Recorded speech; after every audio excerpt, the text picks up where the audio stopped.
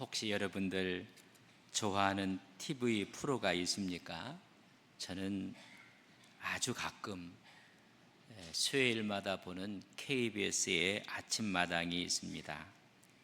평생을 가수 되기를 꿈꿔왔던 사람들, 그런 사람들의 등용하는 귀한 자리인 것 같습니다.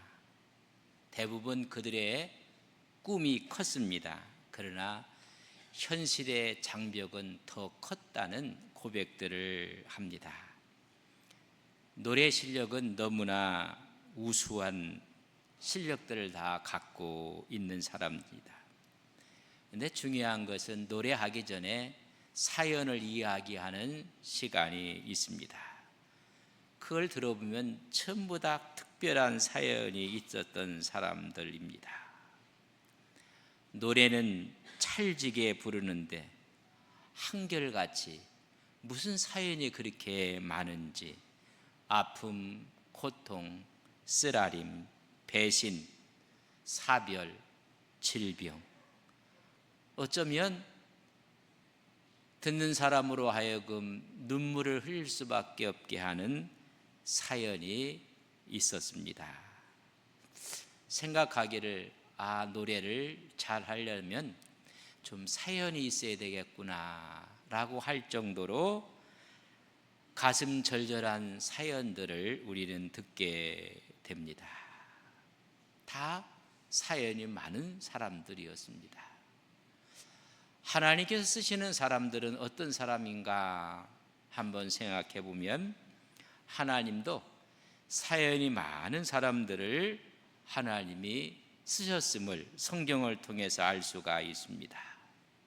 다 사연이 많은 사람을 하나님이 부르셔서 하나님의 일을, 하나님의 사역을 감당하게 하셨습니다. 제가 여러분에게 한번 질문을 드리겠습니다. 나는 인생 살아가면서 아무 사연이 없었다, 평범했다, 마음속으로 한번 손을 들어보십시오. 인생 살면서 나는 고민도 한 번도 없었다, 아픔도 없었다, 상실감도 없었다, 실패한 흔적도 없었다, 말 못할 고백도 하나도 없었다 하시는 분 속으로 들으셔야 됩니다. 드는 분이 없는 것 같습니다. 그러나 인생 살면서 나는 사연이 참 있었다, 많았다, 한번 손을 한번 속으로 드시. 그렇게 손을 들어 하면 안 돼요. 손들 마음으로 드셔야지. 제가 봤더니 다 들으신 것 같아요. 그렇다면 충분히 하나님이 쓰실 자격들이 있는 사람들이 이 자리에 모이신 겁니다.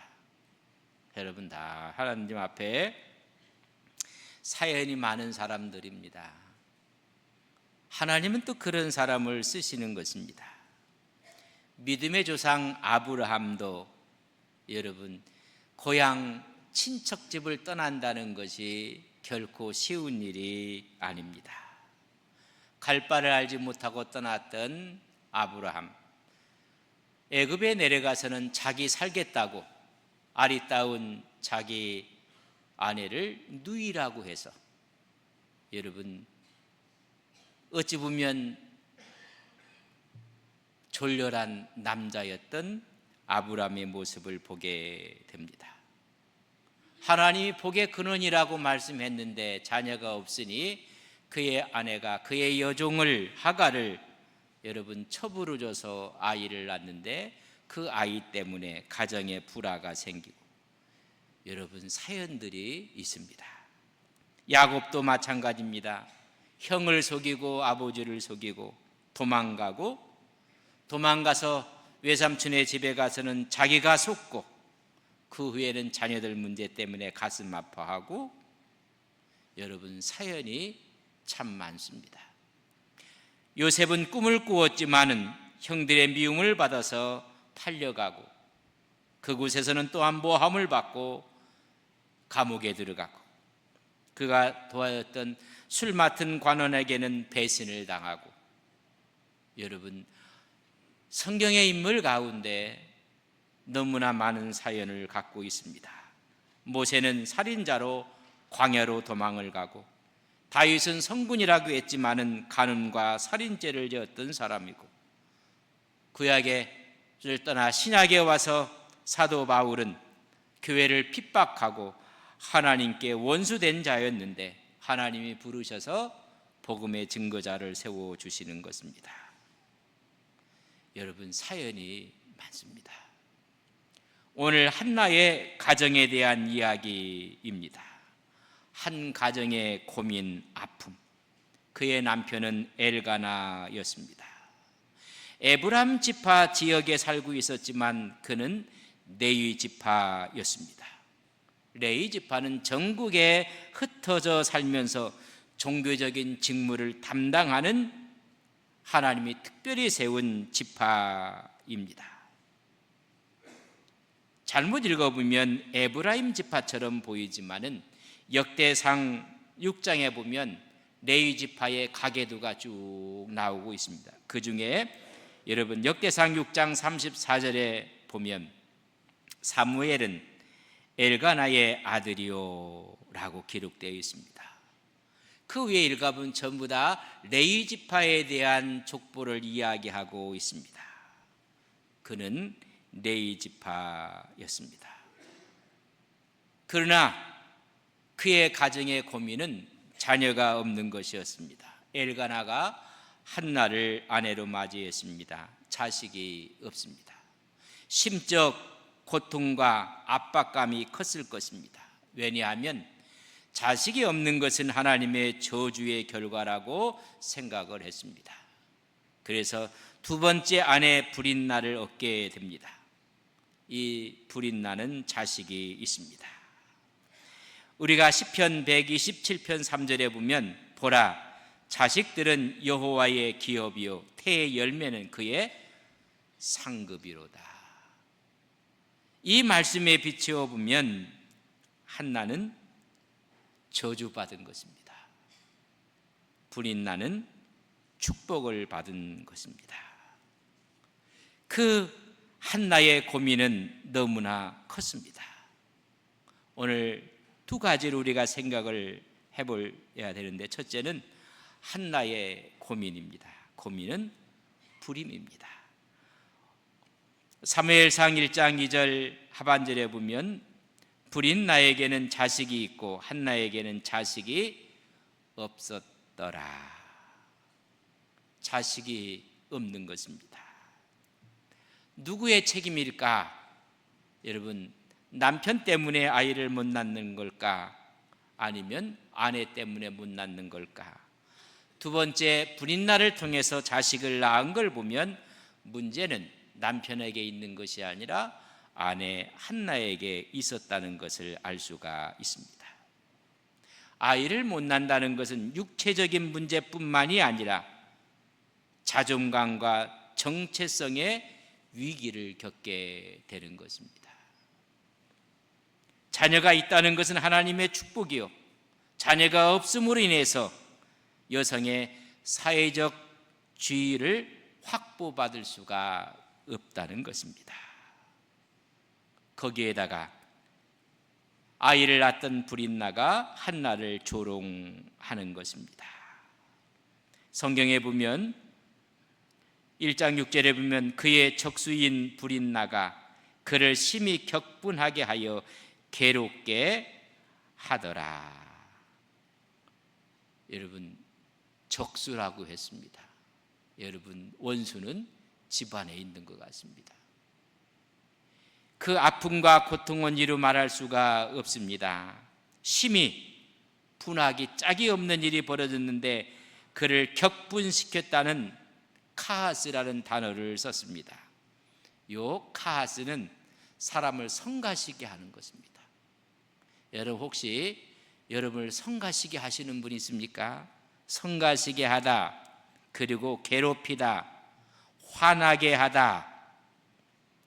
바로 브린나는 한나가 아이를 갖지 못하는 것을 하나님의 형벌로 이해하고 괴롭힌 것입니다. 그래서 늘 한나는 울고 밥을 먹지 못합니다. 이것이 한나의 큰 고민입니다. 두 번째 고민은 남편의 어설픈 위로가 그에게 힘이 되지 않았다는 것입니다. 8절 말씀에 보면 내가 그대에게 10아들보다 낫지 아니하냐? 아이를 낳지 못하는 아내에게 10아들보다 낫다고 이야기를 한들 한나의 귀에 그 말이 들려지겠습니까? 그 고민은 더 깊어가는 것입니다. 이런 말로 위로해도 한나의 아픔과 고민은 해결을 받을 수가 없습니다. 또 하나는 여러분, 물질로 남편이 위로를 하고 있는 모습을 봅니다. 본문 4절과 5절에 보면 엘가나가 제사를 드리는 날에는 제물의 분깃을 그의 아내 브린나와 그의 모든 자녀에게 주고 한나에게는 갑절을 주니 이는 그를 사랑합니다. 여러분, 줘야 될 분깃을 갑절로 준들 아이를 갖지 못하는 여인의 마음을 위로할 수가 없습니다. 그의 약점을 물질을 더하여 줌으로 감싼들 여러분, 한나의 마음에 위로가 되지 않는 것입니다. 수많은 사람들이 갖고 있는 고민 가운데 말로 위로하고 세상적인 물질로 위로한들 위로받을 수 없는 고민이 있습니다. 분명히 이 문제는 남편의 문제 때문에 한나가 아이를 낳지 못하는 것이 아니라 한나 자신 때문인 것이 분명합니다. 성경은 이야기합니다. 5절 말씀에 보면 이야기하는 하나님의 말씀을 우리는 들을 수가 있습니다. 여호와께서 그에게 임신하지 못하게 하시니, 이것은 하나님의 문제입니다.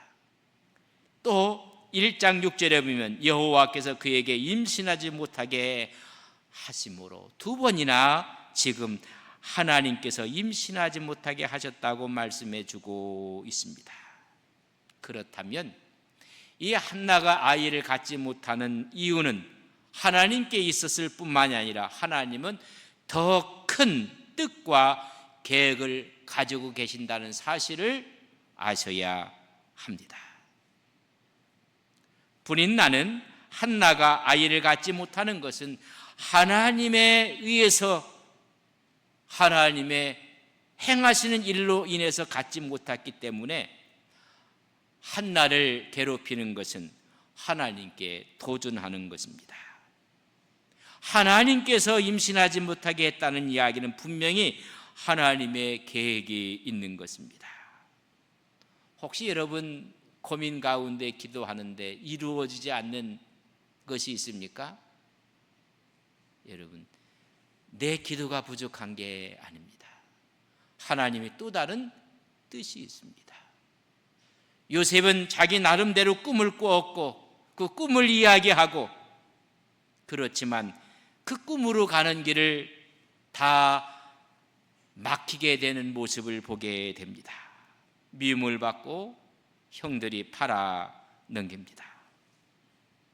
잘 나가는 가정 총무에서 모함을 받아서 죄수의 몸으로 감옥에 갇히게 됩니다. 여러분, 두 간원의 꿈을 해석해 주므로 나를 기억해달라고 신신당부했던 술 맡은 관원장은 복직돼서 배신하고 맙니다. 이루어지는 것은 하나도 없습니다. 그러나 훗날 그는 바로의 꿈을 해석함으로 여러분 총리 대신이 됩니다. 그때 형들이 곡식을 구하러 왔을 때 창세기 45장 7절에 보면 이렇게 기록하고 있습니다. 하나님이 큰 구원으로 당신들의 생명을 보존하고 당신들의 후손을 세상에 두시려고 나를 당신들보다 먼저 보내신 것입니다. 하나님의 뜻이 있으면 어떠한 어려움과 절망이 있어도 하나님은 그 꿈을 이루시는 하나님 것을 말씀하고 있습니다. 나를 보내신 분은 하나님이십니다. 하나님의 뜻을 이루시는 하나님을 고백하는 것입니다. 여러분, 우리에게 여러 가지 문제가 있고 해결하지 못할 고민이 있을 때 하나님 앞에 기도하십시오. 이것이 하나님의 뜻이라면 하나님은 하나님의 방법으로 그 일을 해결해 주실 것을 믿습니다. 두 번째 우리는 이해할 것은 이런 아픔과 이런 고민을 한나는 어떻게 해결하려고 했는가, 이것에 의해서 그 사람의 인생의 모습이 달라지는 것입니다.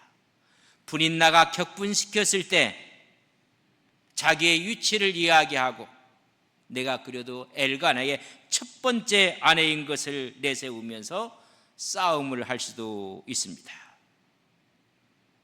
그러나 한나는 그리지 않았습니다. 그 사실을 그대로 수용하고 그대로 받아들입니다. 하나님께 자신의 문제를 맡깁니다. 사람과 싸우는 것이 아니라 하나님 앞에서 기도합니다. 사람이 어떤 일을 하는데 열심히 하고 열심히 충성하고 열심히 섬기고, 여러분, 너무나 귀한 일입니다. 그러나 그 사람의 진면목을 보려면 그 사람이 어떻게 반응하는가, 어떤 사건이 벌어졌을 때 어떻게 반응하는가를 보면 그 사람의 원래의 모습을 볼 수가 있습니다. 우리의 액션보다 더 중요한 것은 우리의 리액션입니다. 어떤 사건 앞에 어떻게 반응하는가. 한나의 마음을 괴롭히고 분노케 하고 성가시게 할 때 그는 사람에 대해서 싸우지 않습니다. 오히려 하나님을 붙잡고 하나님 앞에 싸움을 합니다. 그것이 그의 기도입니다. 내 상황을 바꿀 수 없는 한계 상황에 하나님을 붙잡고 하나님께 기도하는 것입니다. 오늘 분명히 하나님께서 말씀하시는 모습을 보면 10절에 이렇게 기록되어 있습니다. 한나가 마음이 괴로워서 여호와께 기도하고 통곡했다고 했습니다. 우리는 마음이 괴로우면 이 문제를 도와줄 사람을 먼저 찾습니다. 한나는 하나님을 찾습니다. 하나님께 기도하고 통곡합니다. 아들 때문에, 자식 때문에 기도합니다. 자기는 슬픈 여자라고 이야기를 합니다. 그리고 하나님께 간구하며 기도할 때 세상에 있던 엘리가 오해를 할 정도로 하나님 앞에 흐느낍니다. 사무엘상 1장 15절에 보면 한나가 대답하여 이르되 내 주여 그렇지 아니하니이다. 나는 마음이 슬픈 여자라. 포도주나 독주를 마신 것이 아니요 여호와 앞에 내 심정을 통한 것뿐이오니 내가 기도한 것뿐이라고 이야기해 주고 있습니다. 하나님을 붙잡고 기도하는 것이 엘리 제사장 눈에는 독주나 포도주를 먹고 취한 줄 생각했습니다. 나는 슬픈 여자라. 이 세상에 살아가면서 슬프지 않은 사람이 또 어디 있겠습니까? 하나님 앞에 기도하는 것입니다. 그 기도하며 이런 기도를 하나님께 올리는 것입니다. 11절 말씀은 저랑 함께 보도록 하겠습니다. 같이 봅니다.